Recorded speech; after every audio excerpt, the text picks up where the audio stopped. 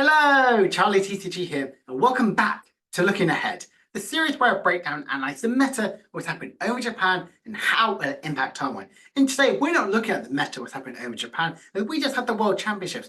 We're looking at the future of the Pokemon TCG, what's happening at the end of this year and next year, with the return of owners Pokemon. Not only did we get these new mechanic and gimmick, which is going to be released next year, we also saw the return of some very interesting cards, which got revealed at the end of day 2 in the Japanese stream. So we're going to break down exactly what the impact of this sort of cards will be in our November set, and of course talk about my thoughts and feelings of the owners Pokemon. Will they have an impact to the metagame? Do I think they are healthy? And I know it's very early to tell. Will we see quite a bit of play? So without further ado, let's jump right into the brand new cards that got revealed in Japan stream. So we got a few new EXs and an ace spec. Flygon EX, I think, is very much an okay sort of EX card, which is a little bit of a shame. Its first attack does 130 damage, and you get to switch this with one of your bench Pokemon. Not too bad, but you consider it as a Stage 2 Pokemon for 1 fighting for 130.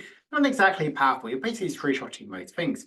And you have attack for a water, fighting, and Steel, because it is that new Terra type, you know 100 damage to each of your opponent's EX and V Pokemon in play, and in effect, that damage is affected by weakness or resistance.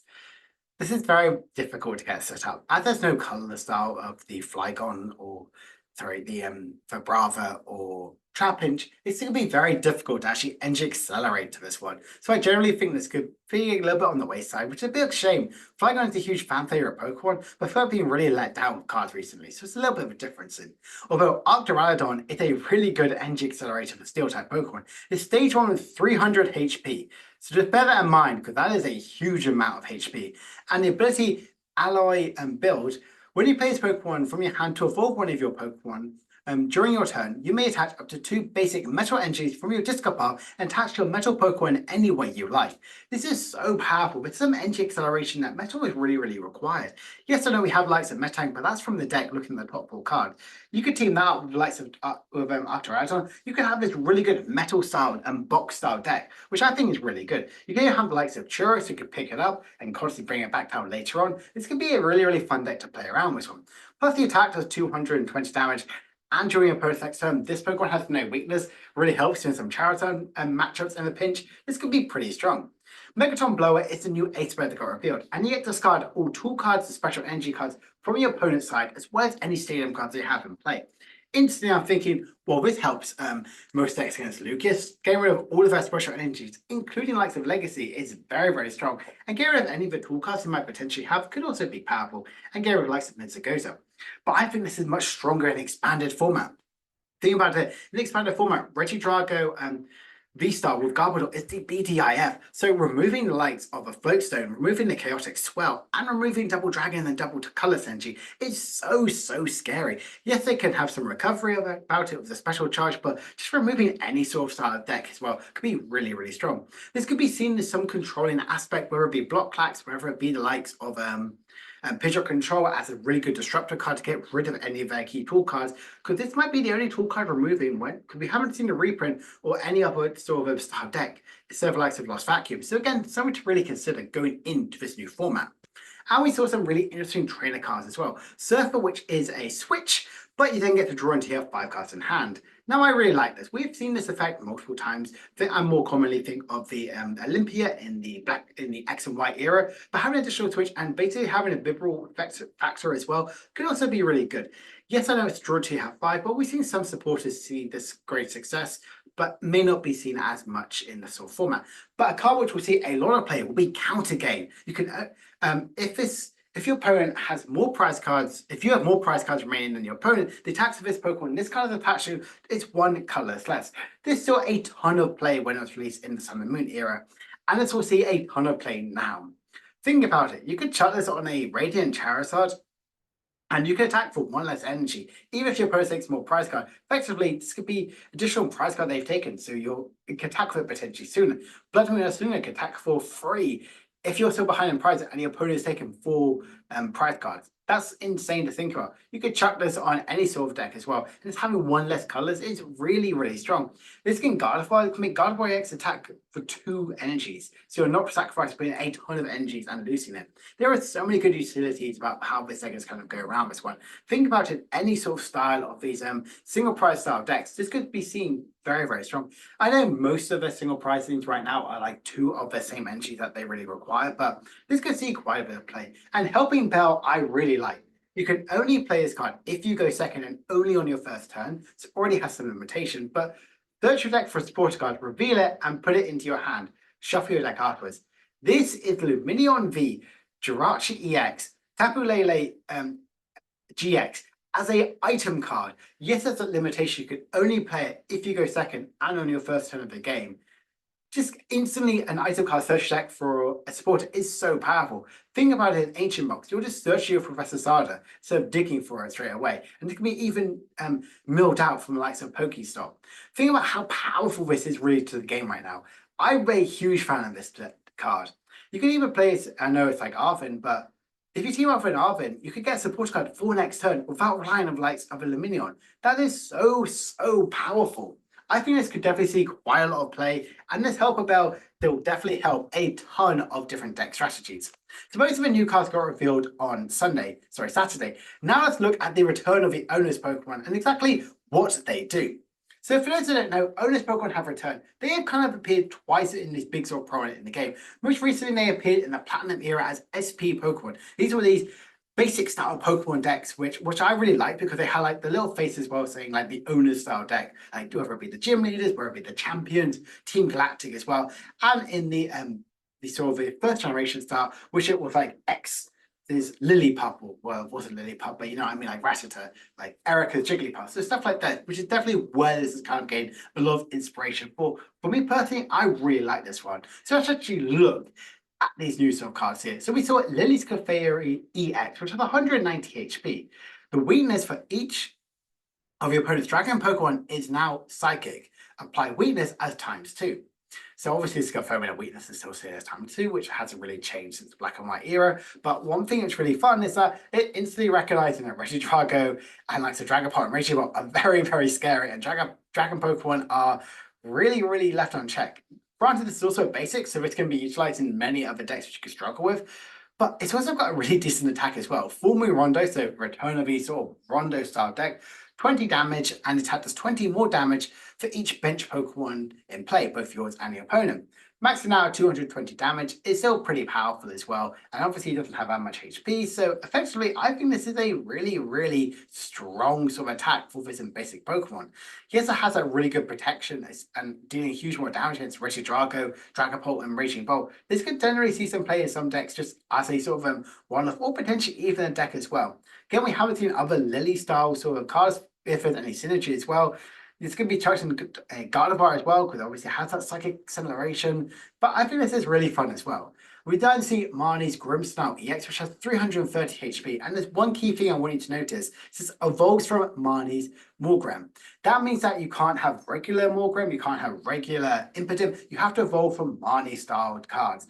That I absolutely love. That one thing I was really worried about is that we can just play any sort of style one here, but really limiting on just having that style of evolution line makes for some more interesting gameplay, more strategy as well. Pretty much focusing on building your deck around the style of player could be really interesting. But Marnie's Grimmsnarl has the ability Punk Up. When you play this Pokemon to evolve, from your hand to evolve one of your Pokemon during your turn, you may search your deck for 5 basic Darkness energies and attach them to your Marnie's Pokemon in any way you like. Then shuffle your deck afterwards. So not only has this got a really good energy acceleration, but also it can energy accelerate to itself, but also your other Marnie's Pokemon. We have no idea what it is. Effectively, I feel like we're going to get the likes of a Morpeko, which isn't too much of a surprise, but I'm really excited to see how this is going to impact it. What other Pokemon will we have? What other dark Pokemon which can really capitalize on this one? Will we see some lightning Pokemon like Morpeko, which needs Dark Energy to do additional more effects? Or are we going to see some colorless Pokemon which can utilize that Dark Energy? Again, so much to really consider about. And the attack from Shadow Bullet is 180 damage and put 30 damage does 30 damage from one of your opponent's bench Pokemon. Gone are the days of the likes of Darkrai EX, my favorite cards of all time, doing 90-30 snipe. Going to 180 for 1 less energy is still insane to think about, and over double the HP. Again, these are some really interesting sort of owners Pokemon, but the one which has grabbed a lot of people's attention is, of course, En's Zoroark, which evolves from En's Zorua. 280 HP, so pretty good, but has the ability Trade. You must discard a card from your hand in order to use the ability. Once during your turn, you may draw 2 cards. Trade is back. Obviously, the different wording, so discard a card, draw a card. Basically, is that one. Discard a card from your hand. If you do, draw 2 cards.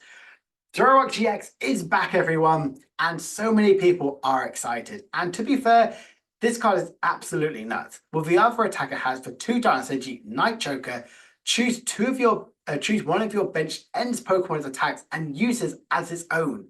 That is really, really good.